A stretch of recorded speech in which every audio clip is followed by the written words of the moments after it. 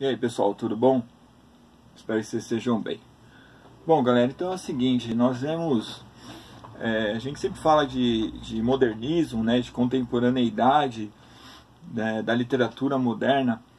E quando a gente entra nesse assunto, nós não podemos esquecer aí de uma galera bem importante, muito relevante para a literatura nacional e por que não dizer da literatura até mundial. Quando a gente fala de modernismo no Brasil, a grosso modo, a gente tem que pensar no pré-modernismo, né, onde a efervescência moderna já começa a ganhar corpo. Claro que de uma forma muito modesta, né? Você vai encontrar isso numa linguagem jornalística, na modernidade literária, com a preocupação da criação de uma literatura infantil, né? Com o Monteiro Lobato, né? Isso acaba mostrando já uma nova estética, uma nova visão, né? Já que a literatura infantil por muito tempo foi vista como uma literatura menor, né? Por várias pessoas em vários países, né? Se você ver a entrevista da Clarice Lispector mesmo, ela vai dizer que ela não escrevia literatura infantil porque ela achava uma literatura menor.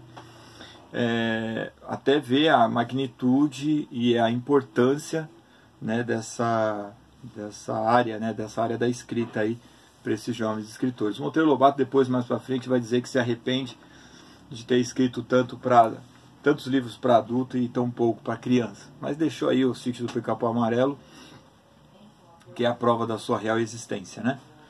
Bom, o pré-modernismo ele traz lá dentro da sua estética, do seu bojo, grandes escritores, né? O Monteiro Lobato é um, Euclides da Cunha, quando publica Os Sertões, e eu faço questão de mostrar o meu sertão, né?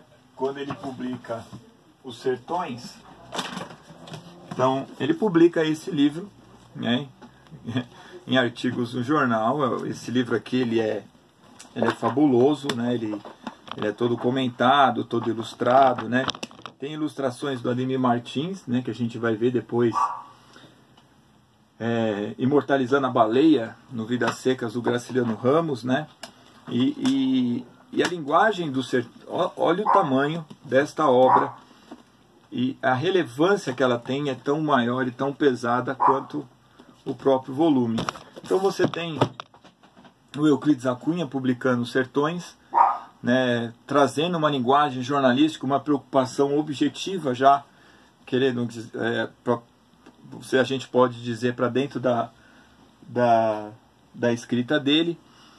E você tem o Lima Barreto, né, o Lima Barreto vai escrever um livro muito importante, O Triste Fim de Policarpo Quaresma, né? Mas atualmente está em voga um livro também muito impactante, que é Clara dos Anjos.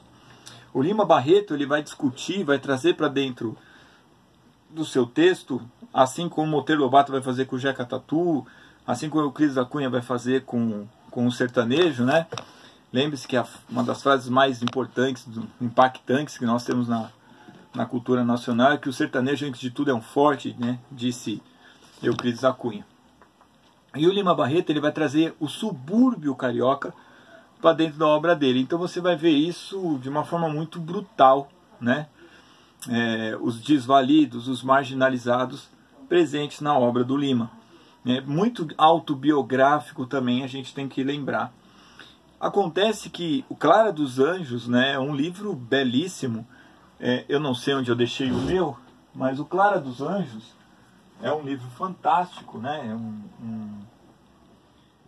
É uma obra,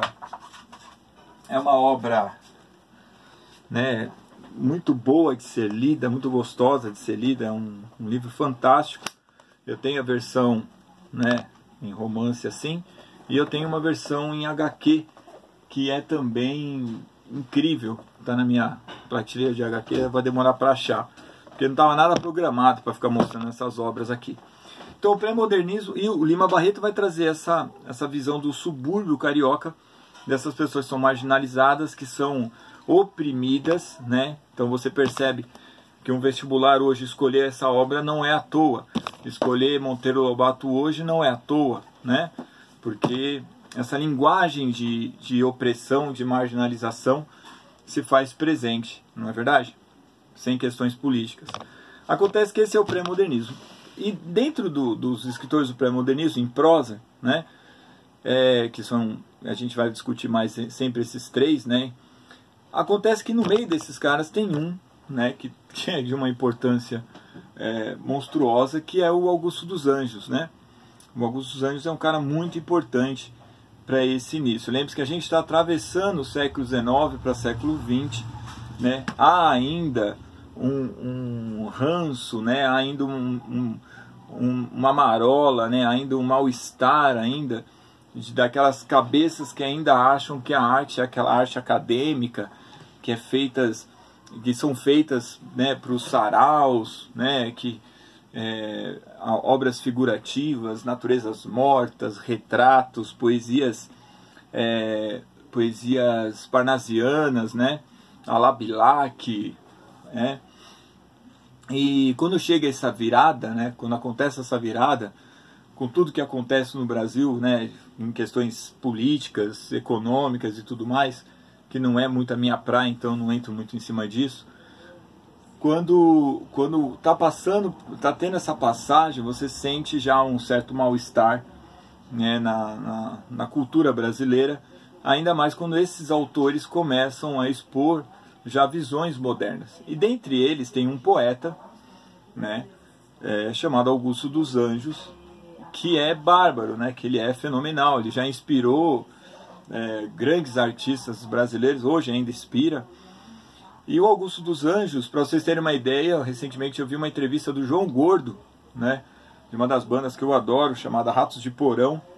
Depois procurem lá o Panelaço do João Gordo, né, um programa de culinária e entrevista culinária vegana e vegetariana. Eu gosto muito de assistir. E eu estava vendo o João Gordo falar, né, perguntar, aí, literatura, o que te inspira? O João Gordo falou assim, ninguém me inspira muito não, talvez Augusto dos Anjos, né, com aquele seu teor macabro, lúgubre, tétrico, né, viral, virulento, né, do deus verme, da decomposição, do pus, né, do vômito literário.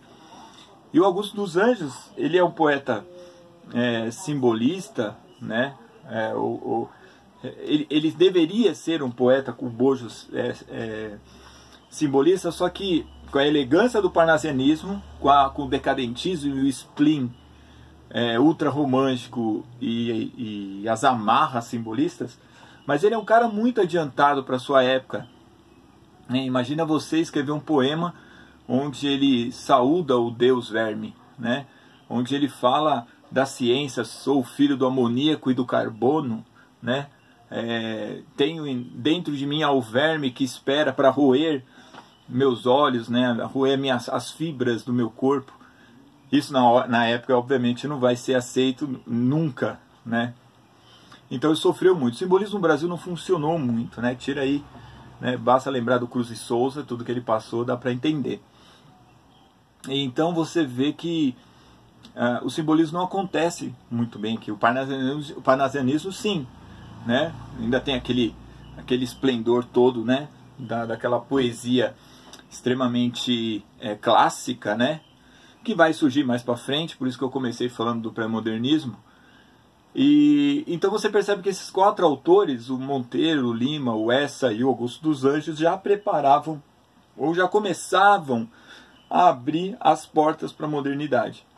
Não vou dizer que são totalmente vanguardistas ainda, mesmo porque Monteiro Lobato vai negar a presença da vanguarda europeia no Brasil quando é convidado para ser presidente da Semana de Arte Moderna, que é assunto do meu próximo vídeo.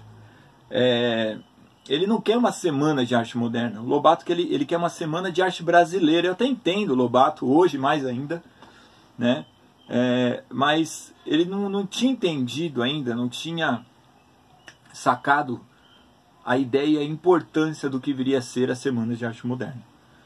Mas eles já eram modernos, né? Então eu não posso comparar o pré-modernismo, mesmo porque não é uma escola literária, é um momento de transição, né, com uma vanguarda europeia. Mesmo sendo uma vanguarda, a gente não pode dizer, nossa, né, tem os esplendores da vanguarda europeia, porque negavam muito disso ainda, alguns autores, como o próprio Lobato, e talvez eles nem se tocassem, né, que isso tudo estava acontecendo dessa maneira, né? E isso vai acontecer com a primeira semana de arte moderna, com a primeira semana de arte moderna não, né? Com a semana de arte moderna, né? A primeira fase modernista, que vai acontecer em 1922, tá bom? Então, daqui a pouco eu falo sobre isso. Abraço!